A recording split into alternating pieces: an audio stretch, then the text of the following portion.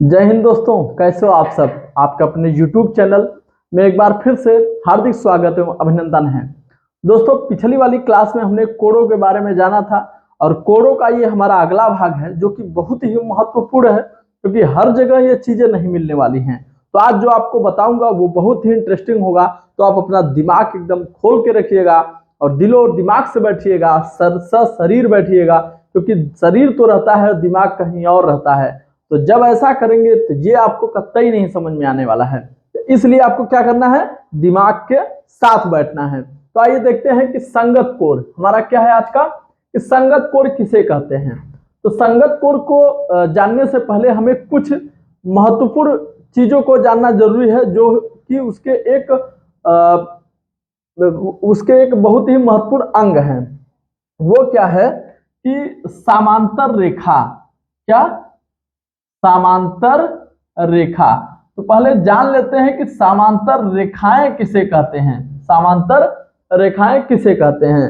तो दो रेखाओं, यदि दो रेखाएं, एक सीधी रेखा खींची जाए और एक और सीधी रेखा खींची जाए, ठीक है, तो उसे समांतर रेखा कब कहेंगे? तो ध्यान दीजिएगा, समांतर रेखा की परिभाषा क्या होती है कि जिन दो रेखाओं के बीच की लंबवत दूरी सदैव समान हो वो समांतर रेखाएं कहलाती हैं। जैसे ये दो हमने रेखाएं खींची तो इनके बीच की देखिए लंबवत दूरी यहाँ समान है, यहाँ पर भी क्या है, समान है, और यहाँ पर भी क्या है, समान है।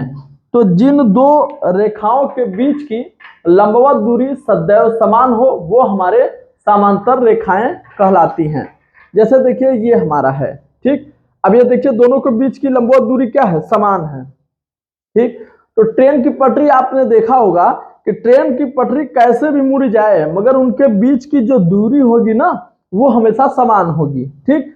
यदि थोड़ा सा भी अंतर मिला, जैसे आप ये ऐसे बनाए और थोड़ा सा अंतर, तो इसे जब खींचते चले जाएंगे तो एक बिंदु ऐसी आएगी जहां पर एक दूसरे को काट देंगे, यदि समांतर नहीं रहेंगे तब, ठीक। और समांतर रहेंगे तो इसे अनंत तक खींचते चले जाएंगे मगर ये कभी भी एक दूसरे को काटेंगे नहीं। तो इसलिए समांतर रेखाओं के बीच का जो दूरी होता है वो समान होता है। ये इसका एक प्रॉपर्टी है, ये इसका एक गुण है, ठीक है। तो इसे आप लोग ध्यान रखिएगा, समांतर रेखाएं किसे कहते हैं। तो दो रेखाओं के बीच की दूरी या लंबवत दूरी यदि समान है तो वो दोनों रेखाएं समांतर रेखाएं कहलाएंगी, ठीक। अब देखिए इसी में एक बिंदु आती है तिर्यक रेखा। क्या आती है? तिर्यक रेखा। तो तिर्यक रेखा का जो, अब दो रेखाओं को यदि कोई एक तिरछी कोई रेखा काटती है तो उसे हम तिर्यक रेखा कहते हैं। तो अब उसी में हम लोग संगत कोण पढ़ेंगे। तो ये देखो दो हमारे समांतर रेखाएं हैं, ठीक। ये दोनों हमारे क्या है, समांतर रेखाएं हैं। ये ए है, ये बी है, और हम थोड़ा सा बड़ा ले लेते हैं, ठीक। ये सी है और ये डी है, ठीक। ये दोनों हमारी रेखाएं हैं और इसको एक तिर्यक रेखा देखिए ये काट दिया हमारा, क्या है, काट दिया हमारा। तो इसको हम लोग तिर्यक रेखा कहते हैं। इन दोनों को हम लोग समांतर रेखा कहते हैं, ठीक, और इसको तिर्यक रेखा कहते हैं। समांतर रेखा का जैसे सिंबल क्या होता है, तो ऐसे होता है ए बी समांतर सी डी, ठीक। ऐसा कहीं खींचा हुआ है तो जान लीजिए कि ए बी एक रेखा है और सी डी एक रेखा है और दोनों क्या है, समांतर है। ये समांतर का सिंबल है, प्रतीक है, ठीक। अब देखिए इन दोनों रेखाओं को जब कोई तिर्यक रेखा काटती है तो कितने कोण बन रहे हैं। एक कोण आपका यहां बन रहा है, ठीक। एक कोण आपका यहां बन रहा है, दो हो गया, ये तीन हो गया, ये चार हो गया, चार कोण यहां पर बन गए। पांच ये हो गया, ये छठवां कोण, ये सातवां कोण और ये आठवां कोण, ठीक है। तो ये दोनों, ये सब क्या है, कोण है। तो कुल मिला के कितने कोण बने हैं, 8 कोण बने हैं, ठीक। 8 कोण जब बन गए हैं तो अब संगत कोण पढ़ लेते हैं। तो संगत कोण की जो परिभाषा होती है बहुत अच्छी परिभाषा है, थोड़ा सा ध्यान से सुनेंगे तभी आपको समझ में आएगा, वरना ये समझ में नहीं आएगा। हल्के दिमाग वालों को तो ये कतई घुसने वाला नहीं है, तो भारी दिमाग वाले हो तभी आप सुनिएगा इसे। कि देखिए दो समांतर रेखाएं हैं, तो जब परिभाषा है कि जब दो समांतर रेखाओं को एक तिर्यक रेखा काटती है तो पहली रेखा का वाह्य कोण दूसरी रेखा का अंतः कोण संगत कोण कहलाता है। जब दो रेखाओं को एक तिर्यक रेखा काटती है तो पहली रेखा का बाह्य कोण दूसरी रेखा का अंतः कोण संगत कोण कहलाता है, या पहली रेखा का अंतः कोण दूसरी रेखा का बाह्य कोण संगत कोण कहलाता है। समझ में आ गया होगा आपको।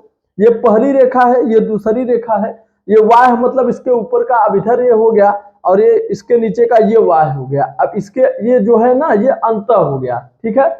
तो पहली रेखा का बाह्य कोण दूसरी रेखा का अंतः कोण संगत कोण कहलाता है, या दूसरी रेखा का अंतः कोण पहली रेखा का अंतः कोण दूसरी रेखा का बाह्य कोण संगत कोण कहलाता है, ठीक है। ये आपको समझ में आ गया होगा। तो देखिए यहाँ पर संगत कोण कौन कौन से हैं, अब देखिए ध्यान से। कोण एक बाह्य है और दूसरा क्या है ये 5, तो कोण 1 बराबर कोण 5 ना, तो ये क्या है संगत कोण है, ठीक है। फिर अगला क्या होगा, कोण 4 बराबर कोण 8, ये अंतः और ये अंतः 8 संगत कोण है। अब देखिए कोण 2 और कोण 6, कोण 2 और कोण 6 संगत कोण है, ठीक। कोण 2 और कोण 6, और कोण 3 और कोण 7, कोण 3 और कोण 7 ये हमारे क्या है संगत कोण है। तो संगत कोण आपने जान लिया है, ठीक है। अब देखिए क्या होगा, संगत कोण तो हमने जान लिया है, अब जानेंगे एकांतर कोण। एकांतर कोण, ठीक। अब एकांतर कोण कौन कौन से हैं, तो जब दो रेखाओं को या दो समांतर रेखाओं को एक तिर्यक रेखा काटती है तो देखिए जो रेखा के एक तरफ ये कोण ये है और ये कोण 6 है, कोण 6 और कोण 4, ठीक, एकांतर कोण कहलाते हैं। एक के अंतर पर बना कोण, चाहे यहां से यहां पर जाएंगे इसके बाद ये आएगा, इसके अंतर पर बना कोण ये होगा, ठीक, तो एकांतर कोण कहलाता है। तो एकांतर कोण कोण 6 बराबर कोण 4, ये 6 और 4 हमारे क्या है एकांतर कोण है। कोण 3 और कोण क्या है 5, कोण 3 और कोण क्या है 5 हमारे एकांतर कोण हैं। ये सब हमारे क्या है एकांतर कोण हैं, ठीक है। समझ में आ गया होगा कि एकांतर कोण कौन से हैं। तो उसमें आपको परिभाषाएं नहीं पूछेगा तो आपको दिया रहेगा, तो कोण 6 और कोण 4 एकांतर कोण है, कोण 3 और कोण 5 हमारे क्या है, ये क्या है हमारे एकांतर कोण है, ठीक। इसी में और कोण है, जैसे हम आपको इसी में आसन्न कोण बता देते हैं। आसन्न कोण, ठीक। अब देखिए आसन्न कोण क्या होगा, कोण 1 कोण 2 आसन्न कोण हो सकते हैं या है ही, मगर यदि 180 अंश हो जाएगा तो वो क्या हो जाएगा, ठीक। अभी हमने एक और कोण बताया था रैखिक युग्म का कोण, तो वो रैखिक युग्म में चला जाएगा, ठीक। तो आसन्न कोण मतलब सटा हुआ कोण, जो सटे हुए कोण होते हैं वो हमारे आसन्न कोण होते हैं। आसन्न कोण और रैखिक युग्म के कोण में कोई अंतर नहीं है, थोड़ा सा अंतर है कि दोनों का यदि योग 180 अंश हो गया तो वो हमारे क्या हो गए रैखिक युग्म के कोण, और नहीं हुए तो वो हमारे आसन्न कोण ही कहलाते हैं।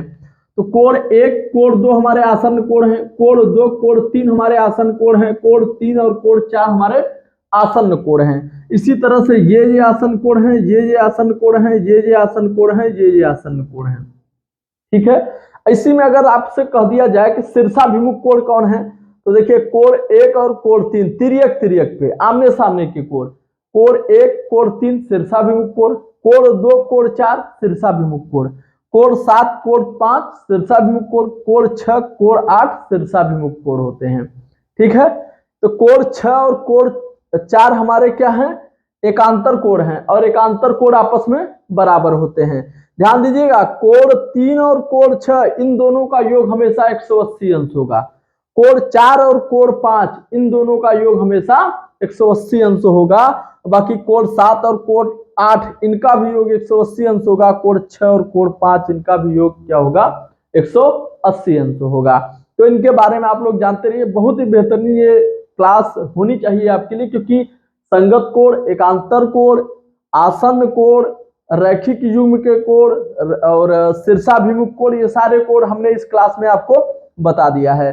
तो वीडियो अच्छा लगा हो तो लाइक करिए, शेयर करिए, और चैनल पर नए हो तो चैनल को सब्सक्राइब जरूर